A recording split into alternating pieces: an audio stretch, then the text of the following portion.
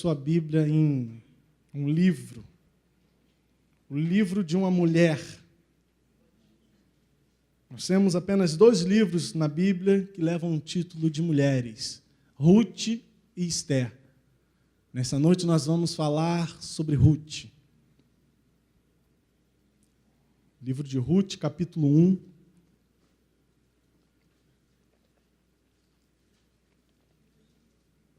Nós vamos ler todo o capítulo 1.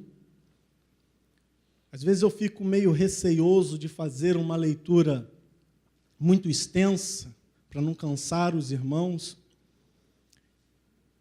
Mas no decorrer da mensagem nós vamos pegando versículos que vão fazendo com que eu e você entendamos o que está sendo tratado, o contexto da história. Mas como nesta noite nós temos a grande chance de não conseguir falar sobre todo o capítulo 1, não conseguimos fechar tudo que eu quero compartilhar com os irmãos nessa noite, nós vamos ler todo o capítulo 1, e conforme for, se não terminarmos hoje, na semana que vem nós damos sequência. Eu estou achando o som muito indo lá e voltando, não sei se para você está assim. Tá meio ruinzinho ou tá bom? Tá bom? Tá mais ou menos? Tá mais ou menos. Então, tem um cara bom de som aqui chamado Lucas Areias, faz parte do grupo dos barbudos da Nova Vida, e ele vai dar um jeitinho ali. Mas acompanhe a leitura, diz assim: dos dias em que julgavam os juízes, houve fome na terra, e um homem de Belém de Judá saiu a habitar na terra de Moabe, com sua mulher e seus 2 filhos. Este homem se chamava Elimeleque, e sua mulher Noemi.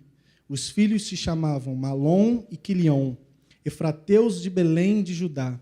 Vieram à terra de Moabe e ficaram ali. Morreu Elimeleque, marido de Noemi, e ficou ela com seus 2 filhos, os quais casaram com mulheres moabitas. Era o nome de uma Orfa e o nome da outra Ruth. E ficaram ali quase 10 anos. Morreram também ambos, Malom e Quilion, ficando assim a mulher desamparada de seus 2 filhos e de seu marido.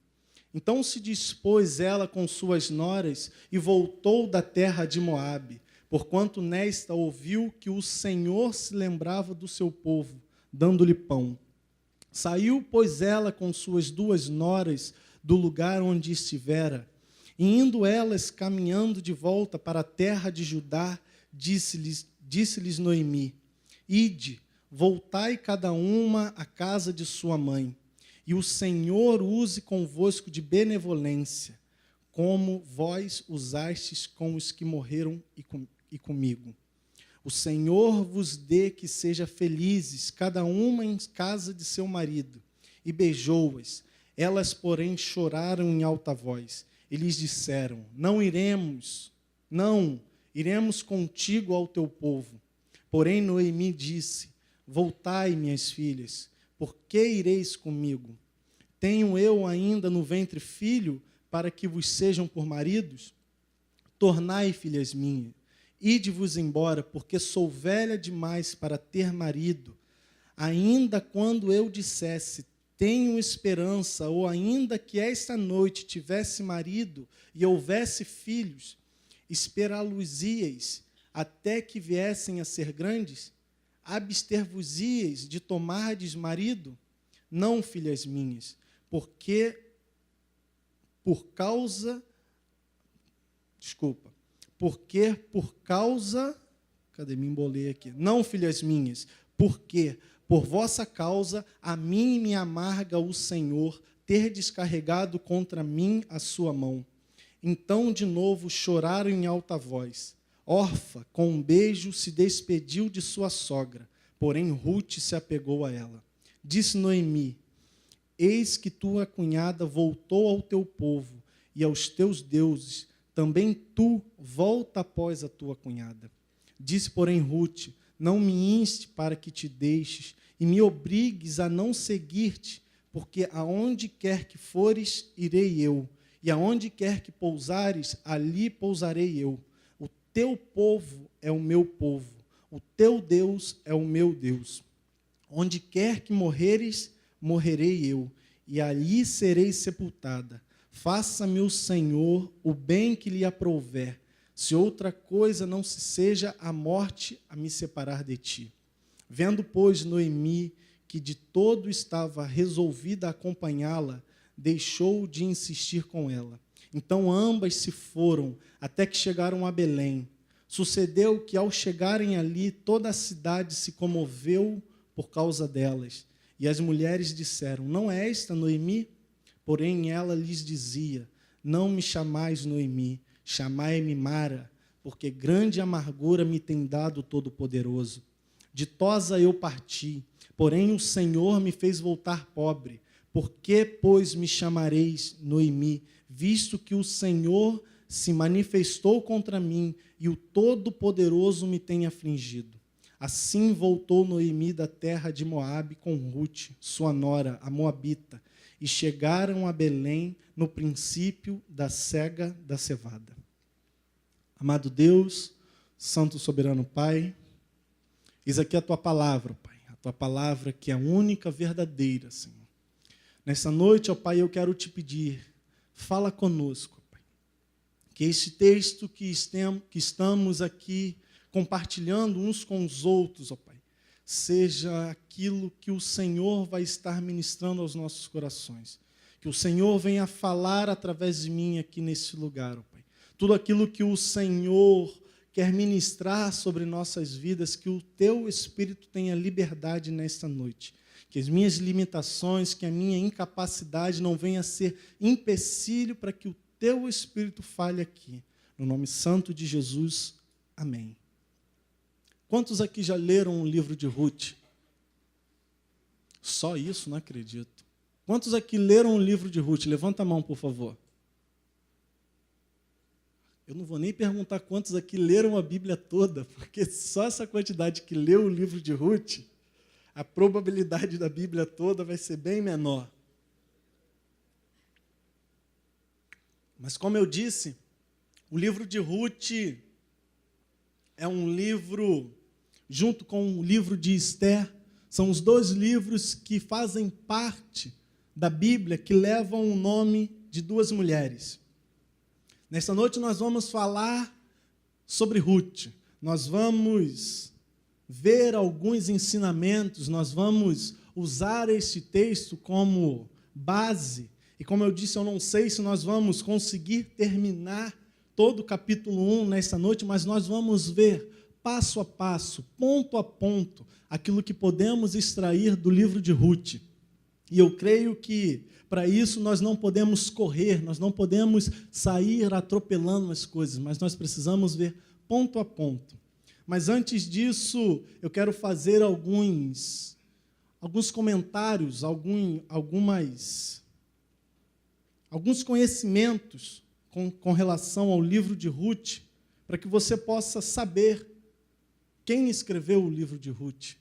O livro de Ruth, muitos dizem, não se sabem ao certo quem escreveu o livro de Ruth, apesar desse livro receber esse nome. O livro de Ruth, acredita-se que ele foi escrito pelo profeta Samuel. E um dos motivos de crer que Samuel, que escreveu o livro de Ruth, é por causa da linguagem literária a qual Ruth foi escrita. A linguagem é muito parecida com a linguagem utilizada por Samuel. Então, acaba baseado nisso, crendo que Samuel escreveu o livro de Ruth.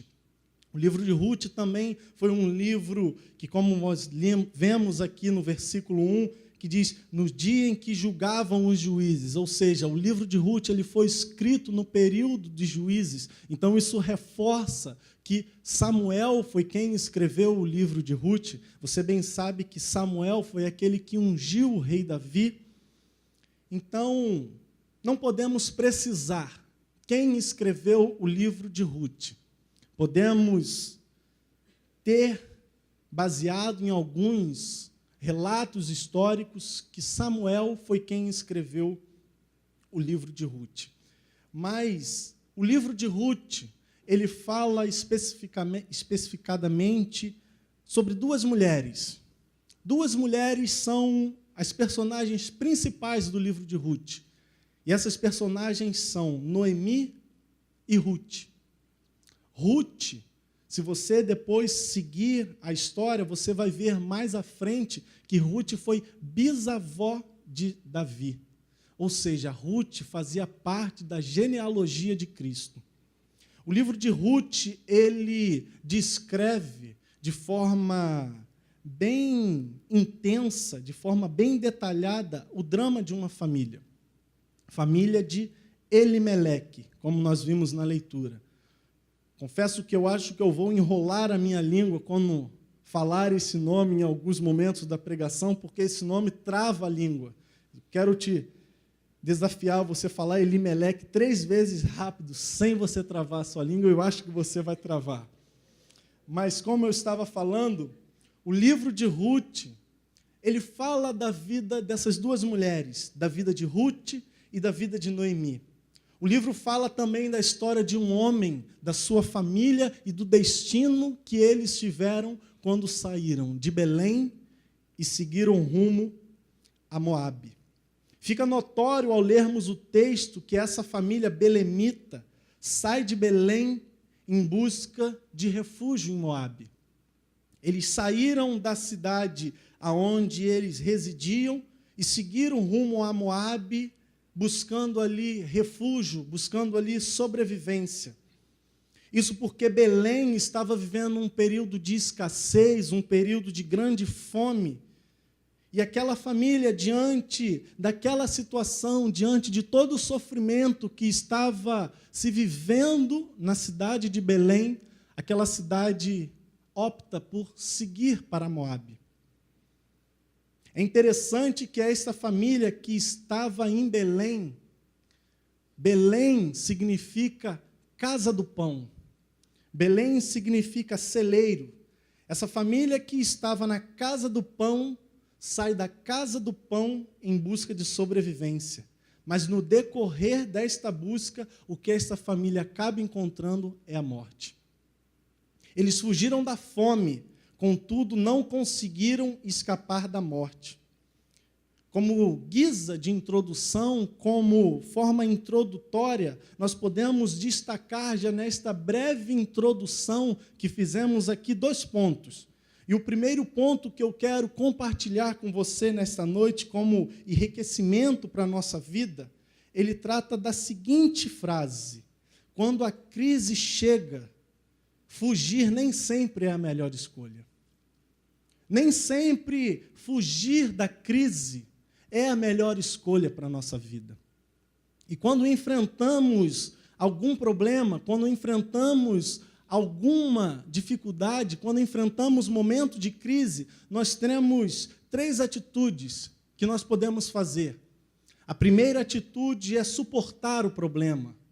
A terceira atitude é que eu e você venhamos a abandonar, a fugir do problema. E a terceira atitude é aquela que eu e você podemos usar o problema como aprendizado. Fracasso, ele só é fracasso quando você não aprende com ele. Quando você aprende e tira experiências do fracasso, ele se torna crescimento pedagógico, ele se torna como aprimoramento de vida. É bem verdade que Elimeleque não escolhe a melhor opção. Em vez de ele enfrentar e aprender com o problema, ele escolhe fugir do problema. Ele escolhe abandonar o problema. Ele escolhe se tornar imigrante em Moabe junto com a sua família. Ele não foi sozinho, ele levou com ele Noemi e seus 2 filhos. A Bíblia diz que Belém, como eu disse, já significa casa do pão. Belém significa celeiro. Talvez tenha este significado para descrever a grandiosidade, a fertilidade daquela terra. Por isso, Belém, no nosso entendimento, era uma cidade, uma terra bem fértil. Sendo que agora, neste momento, o significado de Belém, o significado de casa de pão, o significado de celeiro, de fertilidade, não traduz exatamente aquilo que estava se vivendo em Belém. Podemos dizer, então, que Belém, nesse momento aqui, é como a nossa Black Friday nos dias de hoje, onde você tem ali um nome que tudo está mais barato, tudo é 70% mais barato, mas, na verdade, é a metade do dobro. Então, a casa do pão, naquele momento, a casa do pão não tinha pão. Belém aqui não representava exatamente aquilo que o seu nome simbolizava, aquilo que o seu nome descrevia. O fato relevante aqui é que, ao invés de Elimeleque esperar em Deus e enfrentar a crise, Elimeleque decide tomar uma decisão baseada nas suas vontades, baseado por si próprio, e vai para Moabe, achando que estaria assim salvando a sua vida, achando assim que estaria salvando a sua família. Entretanto, Elimeleque, ao sair de Belém e seguir para Moabe, ele não encontra sobrevivência, mas sim a sua própria morte. Muitas das vezes, eu e você, nós agimos exatamente como Elimeleque. Preferimos fugir da crise ao invés de acreditar, de crer e esperar em Deus. Meu amado, precisamos saber esperar em Deus. Precisamos saber esperar de Deus uma solução. Esperar ser orientado por aquele que é chamado de maravilhoso conselheiro. A palavra diz maravilhoso conselheiro, são palavras que se completam. A Bíblia não diz que Cristo é apenas maravilhoso ou que Cristo é apenas conselheiro. Não, ela diz que Ele é maravilhoso conselheiro. Precisamos saber, o Deus forte e corajoso fica para uma próxima pregação. Hoje nós vamos ficar só no maravilhoso conselheiro. Mas precisamos saber aguardar de Deus uma orientação sobre o que devemos fazer diante das decisões que chegam até a nossa casa, que chegam até a nossa vida. Moabe tornou-se sepultura tanto para Elimeleque quanto para os seus dois filhos. Nós vimos isso no versículo 5, que os dois filhos, como é que é o nome? Malom e Quilion, morreram também em Moabe. É importante destacar que Moabe era um lugar inadequado para Elimeleque e sua família. E você sabe por quê? Porque Moabe era uma terra de pessoas idólatras. Moabe era uma terra onde aquele povo adorava a deuses pagãos, aquele povo adorava a Baal. E a família de Elimeleque era uma família que adorava ao Deus vivo. Então, Moabe não condizia com aquilo que era perfeito para Elimeleque e a sua família. Ali não era o lugar ideal para Elimeleque levar a sua família, visto que era um povo idólatra. Nós vimos na Bíblia, em vários momentos, Cristo falando ao seu povo que eles não deveriam seguir com aqueles povos que tinham outra religião, povos que tinham deuses pagãos, para que o povo exclusivo, o povo eleito de Deus não fosse contaminado. E Elimeleque tinha conhecimento, Elimeleque sabia disso. Moabe também era uma cidade que, além de ser uma cidade idólatra, foi uma cidade que, na época do rei Eglon, Moabe dominou e oprimiu a Israel. Moabe oprimiu a Israel cerca de quase 18 anos, ou seja, Moabe era uma cidade, era um povo que oprimia o povo de Deus. A imprudência e a insensatez de Elimeleque fizeram com que ele decidisse ir para Moabe. Mesmo Elimeleque tendo agido de maneira errada, mesmo ele agindo por vontade própria, uma coisa ali não haveria de ser mudado. O plano de Deus não iria se frustrar porque Elimeleque decidiu por vontade própria ir para Moabe. Podemos dizer e ter como certo que a providência de Deus não é limitada naquilo que eu e você pensamos. A providência de Deus, ela não é limitada nas minhas e as suas escolhas, não. Independente daquilo que eu e você venhamos fazer no decorrer da nossa vida, a providência de Deus, o sustento de Deus, Deus nunca vai deixar de nos acompanhar. Vimos aqui na semana passada que a providência divina de Cristo cobriu os nossos pecados. Vimos que a providência divina de Deus nos libertou do peso dos nossos pecados, ou seja, a providência de Deus já está nos seguindo desde o fundamento do mundo. Como falamos, já era do conhecimento do Pai, já era do conhecimento de Deus, lá no fundamento do mundo, que Ele haveria de providenciar um cordeiro a vir neste mundo, a morrer pelos meus e pelos seus pecados. Portanto, Deus, Cristo Jesus, sempre há de nos acompanhar. Independente das decisões que você tomar na sua vida, Deus vai te acompanhar. Mas não quer dizer que pelo fato de Deus te acompanhar, que você não vai colher os frutos da decisão que você tomou sem consultar a Deus.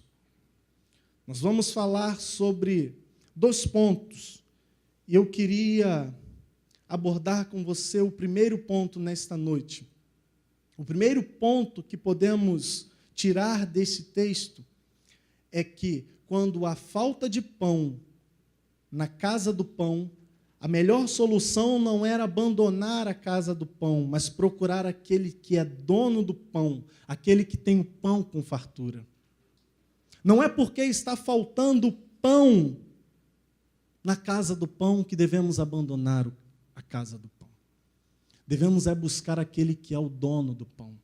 Não é porque Belém estava sendo afligida por fome, estava passando por escassez, que a melhor solução de Elimeleque era pegar a sua família e sair, não.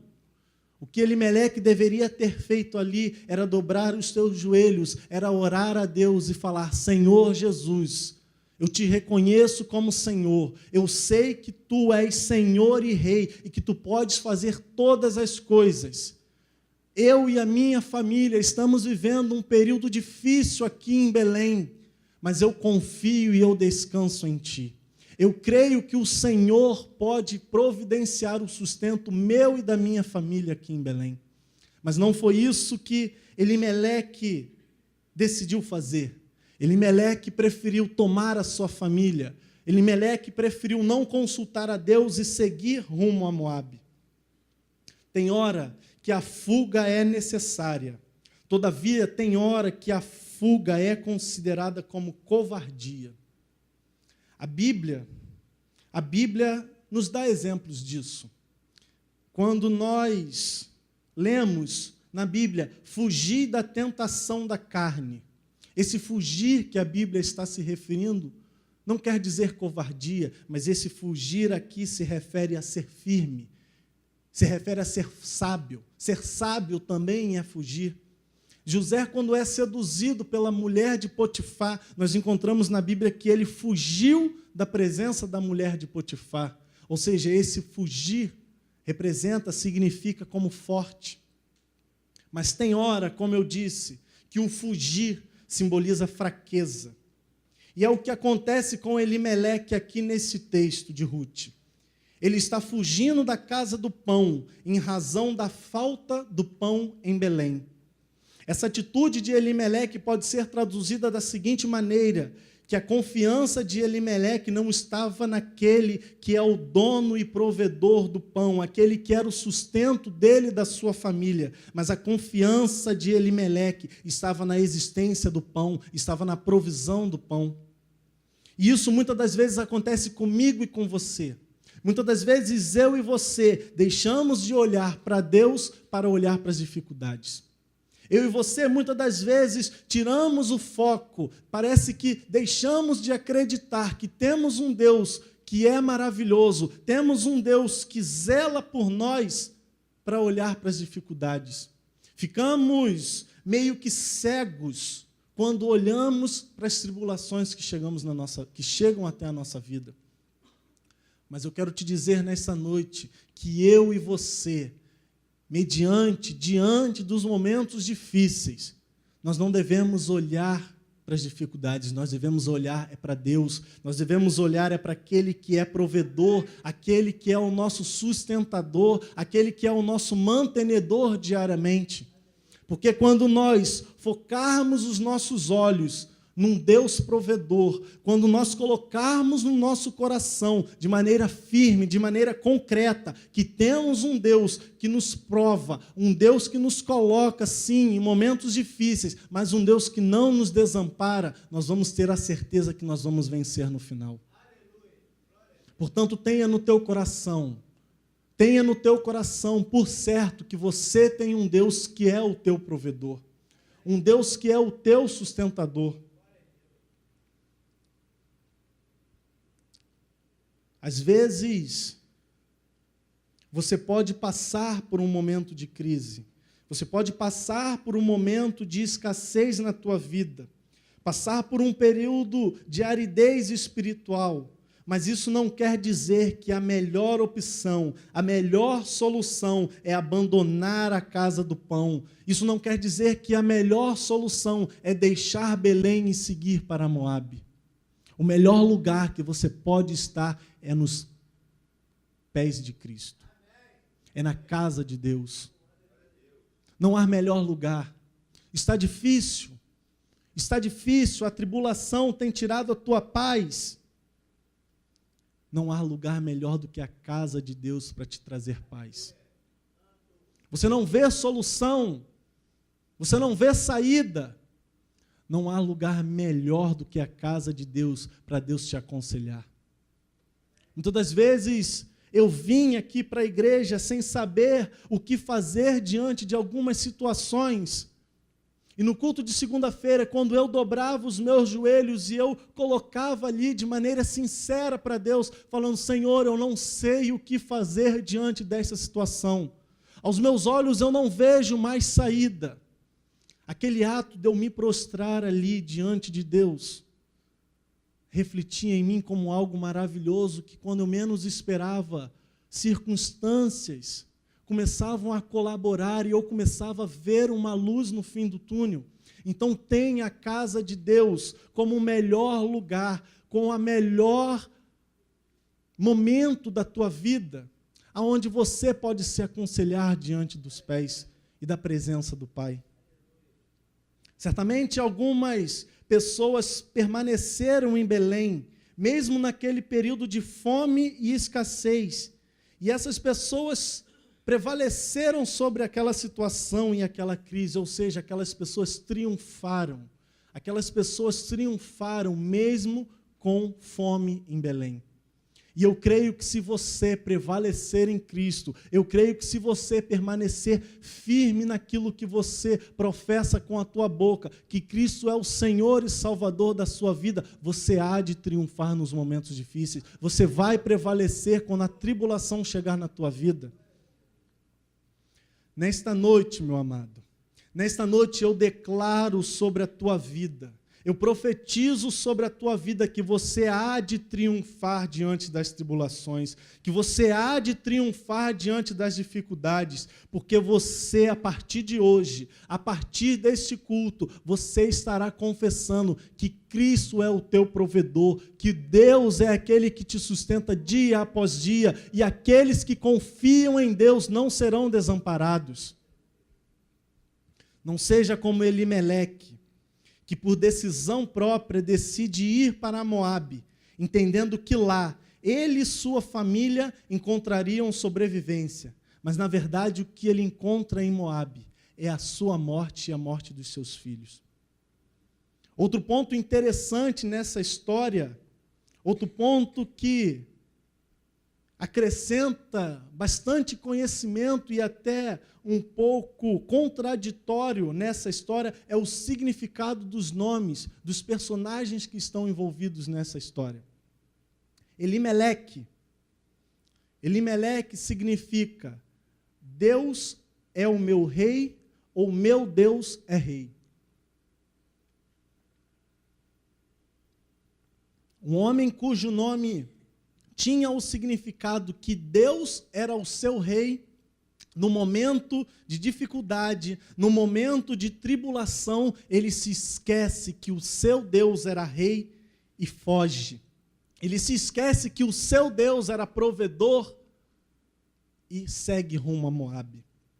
No momento de crise, Elimeleque esquece o que o seu próprio nome significava. Ele deixa de confiar no seu Deus e pega um atalho de fuga. Ele não se apega à realidade de que o seu Deus era rei, que o seu Deus era provedor. E como desespero, como um ato de desespero, Elimeleque decide seguir para Moabe. Noemi significa amável, encantadora, agradável. Eu acho até que eu vou parar de chamar Viviane de Viviane e chamar ela de Noemi. Senhor Noemi, vem cá, Noemi. Mas eu vou continuar na Viviane, porque Noemi, mais na frente no texto, nós vamos ver que ela comete um equívoco muito grande. Muito grande. Então, esse nome Noemi, agradável, encantadora, amável, essa mulher que tinha um nome que significava todas essas qualidades, diante das situações adversas que ela estava enfrentando na sua vida, como a perda do seu marido, a perda dos seus filhos, como um ato de revolta, como um ato de indignação com Deus, ela resolve mudar o seu nome e ela diz que ela não se chamaria mais Noemi, e sim Mara. Noemi afirma que ela não era mais uma pessoa amável e agradável quando decide tomar a decisão de mudar o seu nome para Mara. Isso porque, na visão dela, Deus estava sendo um Deus carrasco. Deus estava sendo um Deus que estava punindo a vida daquela mulher. E aí, o nome de Mara tem o significado de amargurada e entristecida. Malom, o filho do casal, significava estar enfermo. Quilion, enfraquecer, definhar. Não se sabe o porquê essas duas crianças, esses dois homens, receberam esse nome.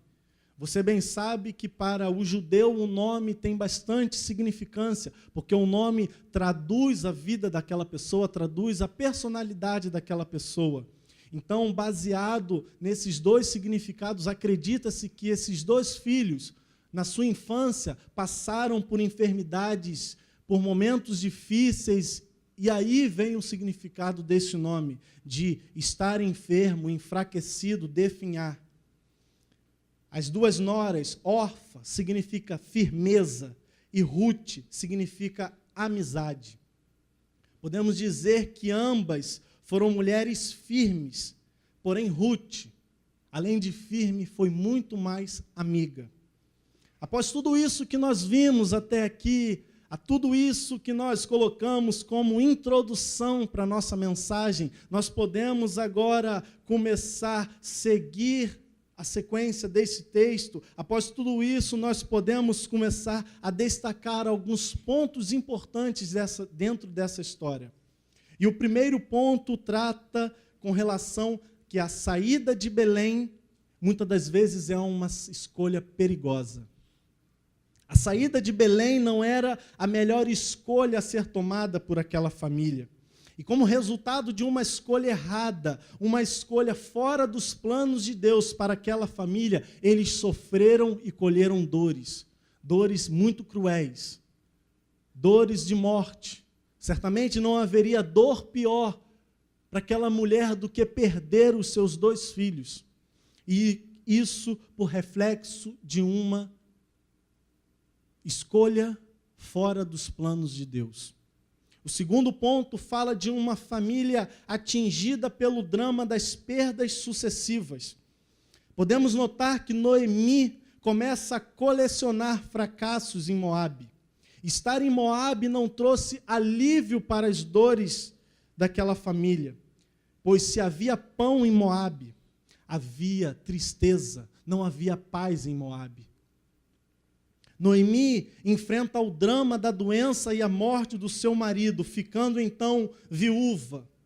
Passam alguns anos e nesse interim ela casa os seus 2 filhos com mulheres moabitas e novamente a morte chega à casa e à família de Noemi. Noemi agora enterra, sepulta os seus 2 filhos. E Noemi agora se encontra sozinha com suas 2 noras. Tudo isso reflexo da escolha que foi feita lá atrás. Note que Noemi sai de Belém buscando a sobrevivência, mas em Moabe ela perde tudo aquilo que era essencial à sua vida. Ela perde o seu marido, ela perde os seus 2 filhos. Noemi agora se encontra desamparada em Moabe. Noemi agora se encontra como imigrante numa terra, sem o seu marido, sem os seus 2 filhos. E podemos imaginar o quão doloroso foi para aquela mulher enfrentar aquela situação. Enfrentar o drama da perda do seu marido, o drama da perda de seus 2 filhos. E como se não bastasse, longe da sua terra. Mas isso nos traz alguns ensinamentos. E o primeiro ensinamento que eu quero compartilhar com você nesta noite é um ensinamento que, muitas das vezes, o enfrentamento da crise é melhor do que a fuga dela. Muitas das vezes é melhor que eu e você venhamos enfrentar a crise do que fugir da crise. Todos nós vamos passar por crise em um momento determinado na nossa vida. Ela pode ser na saúde, ela pode ser na família, ela pode ser no seu emprego. Ela há de chegar à nossa vida. A crise vai chegar. Tenha certeza disso. Se você hoje está vivendo bem, não estou querendo dizer que, Leandro, você está amaldiçoando a minha vida. Não. A palavra diz que nesse mundo nós teríamos aflições. Então, se hoje você está bem, continue orando. Continue pedindo mais força a Deus, para que no momento em que a dificuldade chegar, você esteja firme nos pés de Cristo. Não seja como os soldados que fugiram quando estavam diante de Golias. Não seja como aqueles homens que se sentiram amedrontados diante da grandeza daquele gigante. Enfrente a crise, tendo a certeza no teu coração que Cristo tem poder e pode reverter a situação que você está vivendo. O segundo ensinamento desta noite trata de que os planos humanos feitos fora da vontade de Deus, muitas das vezes, ou se não todas elas, são frustrados. Quando Elimeleque pega a sua família e foge para Moabe, ele não consulta Deus. Não encontramos em momento algum escrito na Bíblia que Elimeleque dobrou os seus joelhos e consultou a Deus antes de tomar a decisão de seguir rumo a Moabe. Elimeleque, por conta própria, por decisão própria, decide ir para Moabe.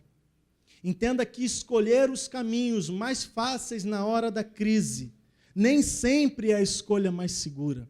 Nem sempre escolher os caminhos mais fáceis é a escolha mais segura para mim e para a tua vida. Nem sempre aquilo que parece ser tão bom aos nossos olhos é bom segundo o olhar de Deus. Meu irmão. Entenda que Deus tem uma visão muito mais privilegiada do que a minha e a sua visão. A minha e a sua visão, muitas das vezes, é limitada.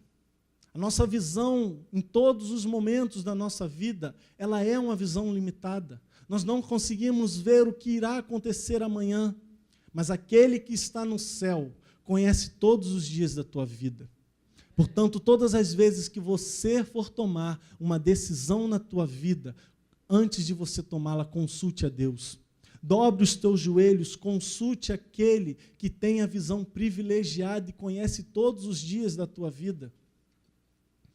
Precisamos ter a nossa confiança em Deus em meio aos períodos de crise ou de tempestade. Porque mesmo com a crise e a tempestade, Deus continua assentado num trono de glória. Não é porque eu e você estamos passando por momentos difíceis que Deus deixou de ser Deus.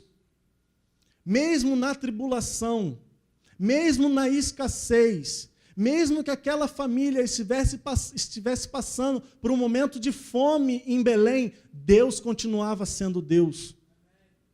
Então, meu amado, quando você estiver sentindo dor, sentindo peso, quando você achar que tudo está perdido, lembre-se que Deus continua sendo Deus. Lembre-se que Deus não deixou de ser Deus porque você está sofrendo. Ele tem poder, Ele pode mudar a tua vida, Ele pode mudar essa situação. Precisamos ser como Abacuque, quando estivermos olhando para os cenários de crise na nossa vida. Mesmo que você não veja o fruto da vide, mesmo que você não veja o gado no campo, mesmo que o produto da oliveira minta, saiba que você tem um Deus que cuida de você, saiba que você tem um Deus que zela em favor da tua vida. Você possui um Deus que te ama. Você possui um Deus, como falamos na semana passada, que enviou o seu Filho por amor a você. Terceiro ensinamento: as decisões precipitadas nos prendem por mais tempo do que nós gostaríamos.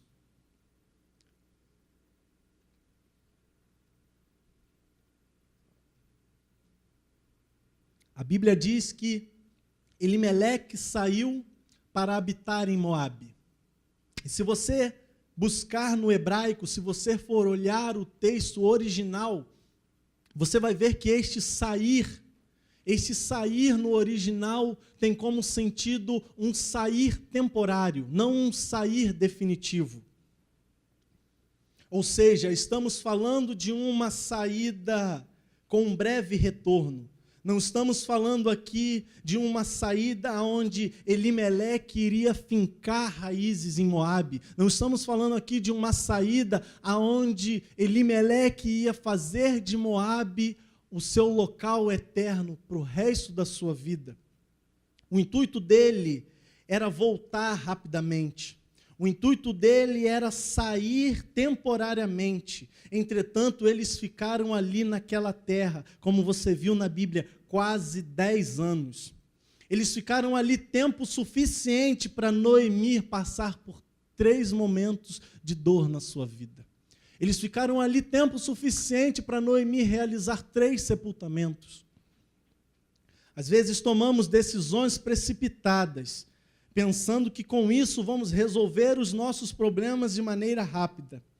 Muitas das vezes, aquela decisão que parecia ser uma decisão que nos daria um retorno rápido e curto, gera em nossas vidas longos períodos de dor e sofrimento.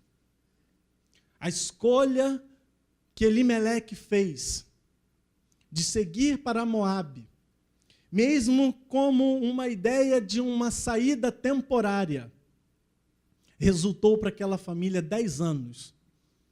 10 anos onde Noemi teve que contemplar com os seus olhos o seu marido morrer, os seus 2 filhos morrer, e ela se sentir desamparada, apenas com as suas 2 noras. Portanto, entenda que decisões precipitadas, muitas das vezes, nos fazem levar mais tempo do que eu e você gostaríamos na nossa vida. Consulte a Deus, meu amado, antes de toda e qualquer situação. Mesmo que pareça a mais simples possível, dobre os teus joelhos e consulte a Deus. Nós falamos isso usando o livro de Josué, onde Josué foi instruído a estar à frente daquele povo, a estar conduzindo aquele povo, mas em todas as atitudes, tudo que Josué deveria fazer, antes de tudo, ele deveria consultar a Deus. E nós vimos que quando Josué decide tomar uma atitude sem antes consultar a Deus, o povo de Israel é derrotado. O povo de Israel tentou tomar a cidade de Ai e foi derrotada pela cidade de Ai. Portanto, que nós tenhamos, que nós coloquemos na nossa mente que em todas as nossas decisões nós devemos antes consultar a Deus.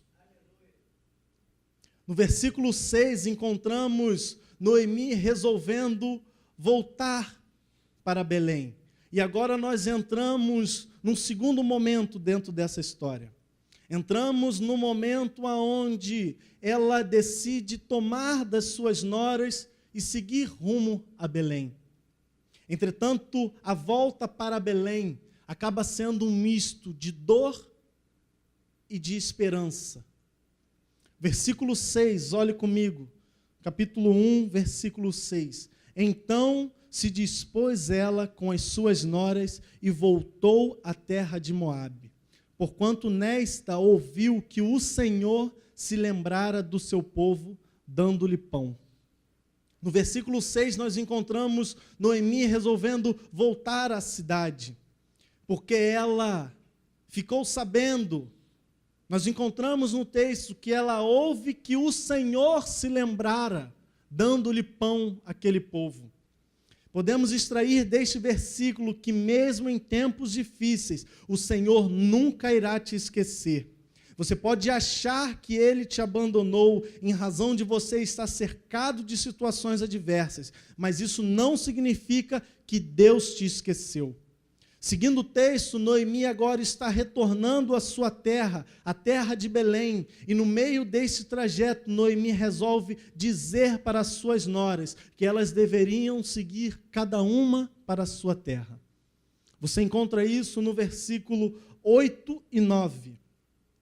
Podemos ver nesses dois versículos uma relação verdadeira entre essas três mulheres. Podemos afirmar que Noemi era muito querida por suas noras.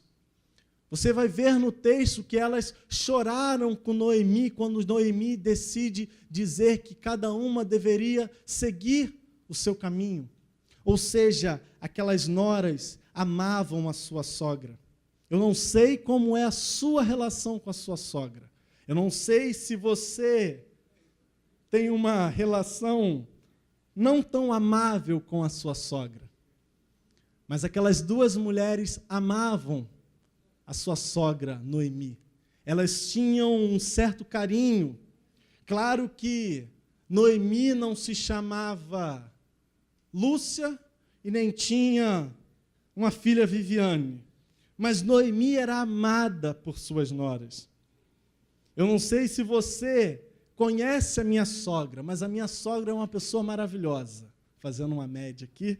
Mas a minha sogra é uma pessoa amável. Eu não vou dizer que eu poderia chorar como aquelas mulheres pela minha sogra. Mas certamente eu iria sofrer um pouquinho se ela falasse: Leandro, vai embora. Segue a tua vida. Se você não conhece, se você não teve o privilégio de conhecer a mãe da Viviane, um dia você vai ter. Eu creio que você vai conhecer um dia. Como a minha própria sogra diz, te chegando. A minha sogra, ela escreve de um modo muito particular no WhatsApp. Ela vai mandar mensagem para a Viviane e ela abrevia tudo aquilo que ela pode escrever de modo abreviado. Se ela vai escrever está chegando, ela bota te chegando. Se ela vai perguntar está onde, ela bota te onde.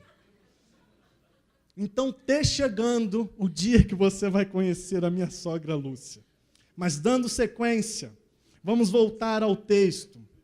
Nos versículos de 9 a 13, Noemi agora argumenta com as suas sogras para despedi-las, cada uma à sua terra.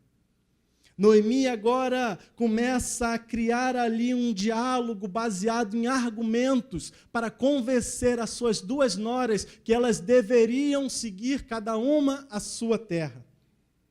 E qual o primeiro argumento que Noemi utiliza para falar com suas duas noras? O primeiro argumento que Noemi usa é um argumento onde Noemi diz que ela já estava velha demais e não tinha nada a oferecer àquelas duas mulheres. No versículo 12, você vai encontrar descrito aí, aonde Noemi diz: tornai, filhas minhas, ide-vos embora, porque sou velha demais para ter marido. O que Noemi está querendo dizer com esta fala? A cultura daquela época dizia que quando um irmão se casasse com uma mulher e esse irmão viesse a morrer, o irmão desse homem que morreu deveria tomar aquela mulher como esposa, casar-se com ela e ter um filho. E este filho seria considerado como um filho desse irmão morto. Isso porque aquele menino, aquele filho, aquela criança gerada, seria a criança que estaria trazendo o nome daquele irmão morto à lembrança das pessoas. Aquela criança seria a descendência daquele irmão que já havia morrido. Em outras palavras, o que Noemi está querendo dizer para aquelas mulheres é que ela não tinha mais filhos, que ela era velha demais. Noemi está dizendo que ela não tinha a mínima possibilidade ou chance de possibilitar aquelas mulheres um filho aonde elas pudessem se casar, terem filhos novamente e com isso trazer novamente à memória o nome e a descendência dos seus maridos. Na visão de Noemi, ela era viúva, ela era pobre demais, ela era velha demais para se casar, ela era velha demais para ter filhos. E muitas das vezes, eu e você, muitas das vezes o nosso pensamento é exatamente como o de Noemi.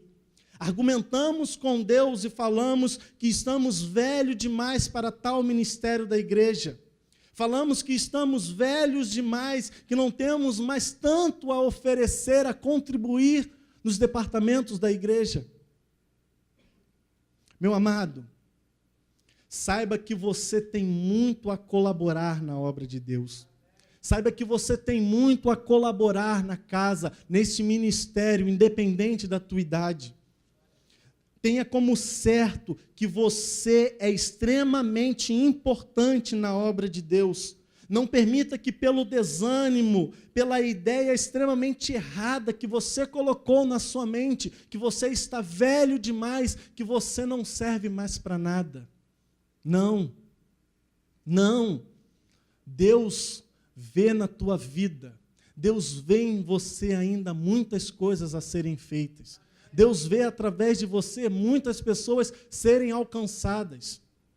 Às vezes, irmãos chegam até mim falando: Leandro, eu estou tão velho, não vou mais no culto da juventude. E eu falo: irmão, deixa disso, você não sabe o quão importante é a sua presença lá. Você não sabe o quanto nós ficamos tristes porque você não está lá. Porque se somos corpos em Cristo, precisamos estar todos servindo a Deus na casa do Senhor. Não permita que pelo desânimo, não permita que pelas circunstâncias, pelo desânimo do teu coração, não permita que o desânimo te impeça de buscar mais a Deus. Não permita que o desânimo faça com que você não queira, não tenha mais prazer de estar na comunhão dos santos, se fortalecendo e alimentando mais de Deus. Como eu disse, não há lugar melhor do que a casa de Deus para você estar. Faça desse lugar aqui o local onde você se renova dia após dia. Se você se sente com a idade mais avançada, peça para que o Espírito Santo de Deus te dê um espírito jovem. Não olhe para a sua idade é apenas um número. O que Cristo quer da tua vida, o que Cristo requer de você é que você esteja aqui, independente da sua idade, independente do seu desânimo, adorando e glorificando o nome de Deus. Já estamos com o nosso horário um pouquinho avançado. E ainda temos muito a falar. Eu fiz uma marcação aqui onde era o meu intuito chegar nesta noite. mas vamos deixar para a semana que vem. Vamos deixar com gostinho de quero mais. E eu queria te convidar a você, semana que vem, estar aqui, junto comigo, junto com esse irmão belo que está aí ao seu lado, para continuarmos estudando o livro de Ruth. Ainda temos muito a falar sobre o livro de Ruth. E eu creio que será a bênção de Deus na tua vida. Amém? Queria te convidar a se colocar de pé.